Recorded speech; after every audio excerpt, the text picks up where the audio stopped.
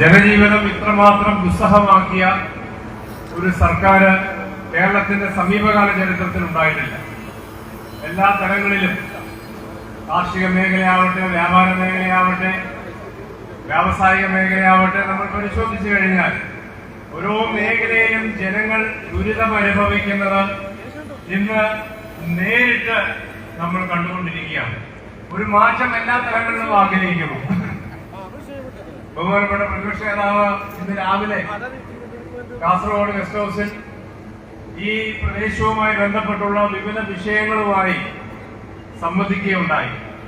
Endosulfan ദുരിതബാധിത അടക്കം, ഈ പ്രദേശത്തെ വ്യാപാരികളടക്കം, ഓരോ സ്പെഷ്യൽ സ്കൂള് നടത്തുന്ന വൈദികരടക്കം, തൊഴിലുറപ്പുകാരുമായി ബന്ധപ്പെട്ട് എല്ലാ തലങ്ങളിലും പ്രൈവറ്റ് ബസ് ഓണേഴ്സ്, അവിടെയൊക്കെ ഇന്ന് രാവിലെ അവരുമായിട്ടുള്ള ചർച്ചയിൽ അവരൊക്കെ നേരിടുന്ന വിവിധ തരത്തിലുള്ള പ്രശ്നങ്ങൾ, കാർഷിക മേഖലയിൽ നേരിടുന്ന പ്രശ്നങ്ങൾ, എൻഡോസൾഫാൻ വിക്ടിംസ് അവരുടെ പെൻഷൻ പോലും വർദ്ധിപ്പിക്കാത്ത സാഹചര്യത്തെ കുറിച്ച് അവർ വളരെ പ്രയാസത്തോടെ ഇന്ന് രാവിലെ സംസാരിച്ചത് കേൾക്കാനിടയായി.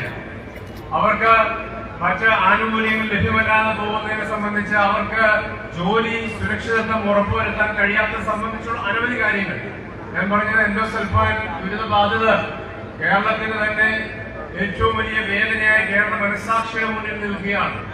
ഈ 10 വർഷം കടന്നു വരുന്ന ഒരു സർക്കാരിന് അവരുടെ അടിസ്ഥാന പ്രശ്നങ്ങളിലേക്ക് പോലും ഇപ്പോഴും ഇടപെടാൻ കഴിയുന്നില്ല എന്ന് പറയുമ്പോൾ എത്രമാത്രം പരാജിതമാണ് ഈ സർക്കാർ എന്ന് നമ്മുടെ മുന്നിൽ നിൽക്കുകയാണ്. വന്യജീവി ആക്രമണങ്ങളിൽ കൊല്ലപ്പെടുന്ന കർഷകരുടെ ധീരരോധനം നമ്മുടെ മുന്നിൽ നിൽക്കുകയാണ്. ഏതാനും മാസങ്ങൾക്ക് മുമ്പാണ് UDFന്റെ നേതൃത്വത്തിൽ വലിയ ജാഥ കേരളത്തിന്റെ വിവിധ പ്രദേശങ്ങളിലൂടെ കടന്നുപോയത്. വന്യജീവി ആക്രമണങ്ങളാൽ കൊല്ലപ്പെടുന്ന കർഷകർ ഇന്ന് കേരളത്തിന്റെ വേദനയായി മറുഭാഗത്ത് നിലകൊള്ളുകയാണ്. 500-നടുത്ത് വ്യക്തികളാണ് കേരളത്തിൽ വന്യജീവികളുടെ ആക്രമണത്തിൽ കൊല്ലപ്പെട്ടത്. 6500-ൽ പരം ആൾക്കാര് ഗുരുതരമായി പരിക്കേറ്റ് ഇന്ന് ആശുപത്രിയിലോ കിടപ്പ് രോഗികളായി മാറിയിരിക്കുന്നു. വന്യജീവി ആക്രമണങ്ങളുടെ പേരിൽ ഹെക്ടർ കണക്കിന് കൃഷിനാശം ഉണ്ടായിരിക്കുന്നു. നാൽക്കാലികൾക്കുണ്ടായിരിക്കുന്ന നാശം വേറൊരു ഭാഗത്ത്. ഞാൻ പറഞ്ഞത് 10 വർഷം പിന്നിടുന്ന സർക്കാർ വന്യജീവി ആക്രമണങ്ങൾ തടയിടുവാൻ ക്രിയാത്മകമായി ഇടപെടാൻ കഴിഞ്ഞിട്ടില്ല എന്നത് വസ്തുതയല്ലേ? ആ പ്രദേശങ്ങളിലൊക്കെ ചെന്നപ്പോൾ, ഞാനും ആ ജാതിയുടെ ഭാഗമായ വിവിധ പ്രദേശങ്ങളിൽ ചെന്നതാണ്. അവിടെയും ഇതുപോലെ സംസാരിക്കുമ്പോൾ ഭയമാണ് പലപ്പോഴും അവരുടെ കണ്ണുകളിൽ, മലയോര ജനതയുടെ കണ്ണുകളിൽ പ്രതിഫലിച്ച് കാണാൻ കഴിയുന്നത്. എങ്ങനെ നാളെ മുന്നോട്ട് പോകാൻ കഴിയുമെന്ന ആശങ്ക അവർ പങ്കുവച്ചതിനെ ഓർത്തു പോവുകയാണ്. ഇരുട്ടിന്റെ സന്ദർഭങ്ങളിൽ മാത്രമല്ല, പകൽ വെളിച്ചത്തിൽ പോലും വന്യജീവികൾ അത് ജനവാസ കേന്ദ്രങ്ങളിലേക്ക് ഇറങ്ങുന്നത് നിത്യസംഭവമാവുമ്പോൾ സ്കൂളിലേക്ക് കുട്ടികളെ പറഞ്ഞു വിടാൻ പോലും ഭയപ്പെടുന്ന മാതാപിതാക്കളെ നമുക്കവിടെ കാണാൻ കഴിയുന്നു. എന്ത് ക്രിയാത്മകമായ ഇടപെടൽ ഈ സർക്കാരിന് സാധിച്ചു കഴിഞ്ഞ 10 വർഷം നമ്മൾ ചിന്തിക്കേണ്ടതല്ലേ?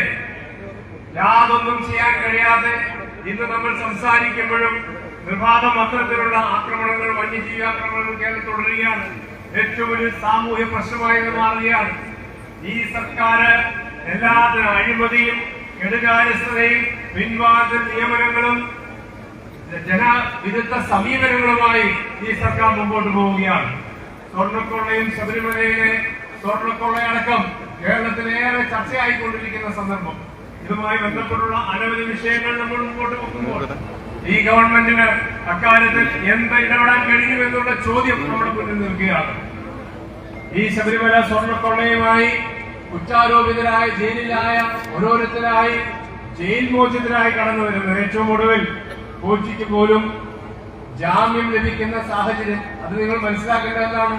സ്വാഭാവിക ജാമ്യമാണ്. സർക്കാരിന് അല്ലെങ്കിൽ ആഭ്യന്തര വകുപ്പിന് കുറ്റപത്രം നൽകാൻ കഴിയാത്ത ഒരു സാഹചര്യം വരുമ്പോൾ സ്വാഭാവിക ജാമ്യം ഈ പ്രതികൾക്ക് ലഭ്യമാവുന്നു.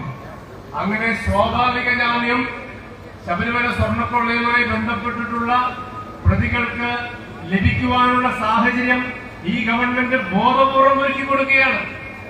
അവരെ ഓരോരുത്തരായി ഇറക്കി വിട്ടുകൊണ്ടിരിക്കുകയാണ്. അവരെ ജയിൽ മോചിതരാക്കുമ്പോൾ ഈ സർക്കാർ ആരെയാണ് സംരക്ഷിക്കുവാൻ ലക്ഷ്യം വെക്കുന്നത്? സുപ്രീം കോടതി പോലും ജാമ്യം നിഷേധിച്ചവരാണ് ഇന്ന് ജാമ്യം ലഭിച്ച് പല്ലിടിച്ച് ജയിലിൽ നിന്ന് ഇറങ്ങി വരുന്നത്. അവര് ചിരിക്കുന്നത് ജനങ്ങളുടെ മുന്നിൽ കേരളത്തെ നോക്കി അവർ ചിരിക്കുന്നത്. നിങ്ങൾക്ക് എന്ത് ചെയ്യാൻ കഴിയുമെന്നുള്ള ചോദ്യമാണ് ആ ചിരിയിൽ കാണാൻ കഴിയുന്നത്. അത് വെല്ലുവിളിയല്ലേ കേരളത്തിലെ പൊതുസമൂഹത്തോടുള്ള? ഈ കഴിഞ്ഞ നിയമസഭാ സമ്മേളനത്തിൽ ഈ വിഷയങ്ങളടക്കം വളരെ ശക്തമായി UDF ഉന്നയിക്കുകയുണ്ടായി. ഒരു വിട്ടുവീഴ്ചയുമില്ലാത്ത സമീപനം ഇക്കാര്യത്തിൽ സ്വീകരിക്കുമെന്ന് നമ്മൾ വളരെ കൃത്യമായി പറഞ്ഞു. സ്വാഭാവികമായിട്ടും അതുമായി സഹകരിച്ച് മുമ്പോട്ട് പോകാൻ, നിയമസഭാ പ്രൊസീഡിംഗ്സുമായി സഹകരിച്ച് മുമ്പോട്ട് പോകാൻ കഴിയുന്ന ഒരു സാഹചര്യമായിരുന്നില്ല ഉണ്ടായിരുന്നത്. കാരണം സ്വർണ്ണക്കൊള്ളയടക്കം ശബരിമല എന്നുള്ളത് വിശ്വാസികളുടെ നാനാജാതി മതസ്ഥർ കടന്നെത്തുന്ന ആ ക്ഷേത്രത്തിൽ ഉണ്ടായിരിക്കുന്ന ആ സ്വർണ്ണക്കൊള്ള കേരളത്തിന്റെ മനസ്സാക്ഷിക്കുണ്ടാക്കിയ മുറിവ് വളരെ ആഴത്തിലുള്ളതാണ്. ഈ പ്രതികൾ സ്വാഭാവിക ജാമ്യം ലഭിക്കുമെന്നുള്ളത് ഈ നിയമസഭാ സമ്മേളനം ആരംഭിച്ച അന്ന് നയപ്രഖ്യാപന സമ്മേളനം കഴിഞ്ഞ അടുത്ത ദിവസം മുതൽ UDF മുമ്പോട്ട് വെച്ചതാണ്. നമ്മുടെ പ്രിയ സഹപ്രവർത്തകരായ MLA-മാര് അവിടെ സത്യാഗ്രഹം അനുഷ്ഠിക്കുകയുണ്ടായി. അന്ന് അത്തരത്തിലുള്ള വിഷയങ്ങൾ മുമ്പോട്ട് വെച്ചപ്പോൾ അവരാവർത്തിച്ച് പ്രതിപക്ഷ നേതാവിനെ അവഹേളിക്കാനും അദ്ദേഹത്തെ ഒറ്റതിരിഞ്ഞാക്രമിക്കുവാനുമുള്ള ശ്രമങ്ങളാണ് ഉണ്ടായത്. പ്രതിപക്ഷ നേതാവ് എന്താണ് അവിടെ പറഞ്ഞത്? വി ഡി സതീശൻ എന്നാണ് അസംബ്ലിയിൽ പറഞ്ഞത്. വി ഡി സതീശൻ അസംബ്ലിയിൽ പറഞ്ഞത് ഈ വിഷയങ്ങൾ തന്നെയാണ്. ഇന്ന് കേരളത്തിലെ ഇത്തരത്തിലെ ഏറ്റവും പ്രധാനപ്പെട്ട ഒരു കേസ് തേച്ചുമാച്ച് കളയുവാനുള്ള ശ്രമം, SIT-യുടെ പേരിൽ മുഖ്യമന്ത്രിയുടെ ഓഫീസിന്റെ അനാവശ്യ ഇടപെടലുകൾ. SIT ഹൈക്കോടതിയുടെ മേൽനോട്ടത്തിലാണ് അന്വേഷണം നടത്തുന്നതെങ്കിലും കേരള പോലീസിലെ ഇല്ലാതിരിക്കുന്നത്. സ്വാഭാവികമായിട്ട് ആ പോലീസുകാര് അവരുടെ മേലധികാരികളുടെ കീഴിൽ തന്നെയാണ്, മുഖ്യമന്ത്രിയുടെ കീഴിൽ തന്നെയാണ്. അനാവശ്യമായ സമ്മർദ്ദം ചെലുത്തിക്കൊണ്ട് ആ കേസിന്റെ, നിങ്ങൾ ശ്രദ്ധിച്ചേ, ആ കേസ് എവിടെ എത്തി നിൽക്കുന്നു? അത് വളരെ പയ്യെ ആ കേസ് ഇല്ലാതാക്കുന്ന നിലയിലേക്ക് പോവുകയാണ്. ഒരു സ്വാഭാവിക മരണത്തിലേക്ക് വിട്ടുകൊടുക്കാൻ നമ്മൾ പറയാറില്ലേ, അതേ നിലയിലേക്ക് ശബരിമല സ്വർണ്ണക്കൊള്ള മാറുകയാണ്. അതാണ് പ്രതിപക്ഷ നേതാവ് അസംബ്ലിയിൽ പറഞ്ഞത്.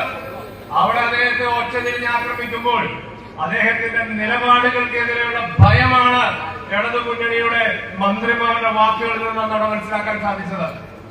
ശക്തമായ നിലപാടുകൾ എടുക്കുമ്പോൾ, വിട്ടുവീഴ്ചയില്ലാത്ത സമീപനങ്ങൾ എടുക്കുമ്പോൾ ഒറ്റതിരിഞ്ഞാക്രമിച്ച് നിശബ്ദമാക്കാമെന്നുള്ള ശ്രമമാണ് ഉണ്ടെങ്കിൽ അതിനേക്കാൾ കൂടുതൽ ശബ്ദമായി ഇന്ന് പ്രതിപക്ഷ നേതാവ് കടന്നു വരികയാണ്. കേരളത്തിലെ ഇന്ന് ഈ പുതിയ യാത്രയുമായി കടന്നു വരുമ്പോൾ ഇത്തരത്തിലുള്ള വിഷയങ്ങൾ കേരളത്തിന്റെ മനസാക്ഷിയെ മുമ്പാകെ അവതരിപ്പിക്കുകയാണ്. ഇവിടെ ഒരു മാറ്റം അനിവാര്യമാണ്. ദീർഘമായി കടന്നു പോകാൻ ആഗ്രഹിക്കുന്നില്ല. കേരളത്തിലൊരു മാറ്റം എല്ലാ തലങ്ങളിലും അനിവാര്യമാണ്. കേരളത്തിലെ ജനങ്ങൾ ആഗ്രഹിക്കുന്നുണ്ട്. സ്വന്തം പാർട്ടി ഫണ്ട് പോലും തട്ടുകുടിക്കുമ്പോൾ അതിന് നേരെ ശബ്ദമുയർത്തുന്നവരെ നിശബ്ദമാക്കാൻ നിങ്ങൾ ശ്രമിക്കുമ്പോൾ അവിടെ 51 വെട്ടുവെട്ടുമെന്നുള്ള ഭയം ഇന്ന് വീണ്ടും ഉയർന്നു വരുമ്പോൾ കേരളം ഒറ്റക്കെട്ടായി ആഗ്രഹിക്കുന്നത് ഈ സർക്കാർ പുറത്തു പോകണമെന്നുള്ളതാണ്. അവിടെയാണ് കടക്ക് പുറത്ത് എന്ന് ഐക്യജനാധിപത്യ മുന്നണി ആവർത്തിച്ചു പറയുന്നത്. ഐക്യജനാധിപത്യ മുന്നണി പറയുന്നത് അത് ജനങ്ങൾ ഏറ്റെടുത്തിരിക്കുന്നു എന്നുള്ളതാണ്. ഈ സർക്കാർ പുറത്തു പോകണം എന്നുള്ളതാണ്. അത് കർഷകരെ സംബന്ധിച്ചാവട്ടെ, എല്ലാ ജനവിഭാഗങ്ങളെ സംബന്ധിച്ചാവട്ടെ, അത് ഏറ്റവും അനിവാര്യമായി നിലകൊള്ളുന്ന ഒന്നായി മാറിക്കൊണ്ടിരിക്കുകയാണ്. ഇങ്ങനെ ഒരു സർക്കാർ സംവിധാനത്തെ ഇനി അംഗീകരിച്ചു പോകാൻ കഴിയുന്നൊന്നല്ല. സ്നേഹിതരെ, ഇന്ന് കർഷക ആത്മഹത്യ, ഞാൻ ഒന്ന് രണ്ട് വിഷയങ്ങൾ പറഞ്ഞ് അവസാനിപ്പിക്കുകയാണ്.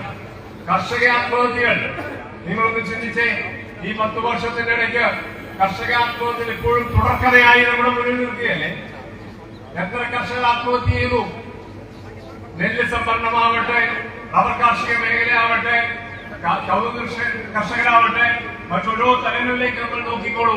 അവിടെയെല്ലാം നമുക്ക് കാണാൻ കഴിയുന്നത് കാർഷിക മേഖലയിൽ ഉണ്ടായിക്കൊണ്ടിരിക്കുന്ന വലിയ പ്രതിസന്ധിയാണ്.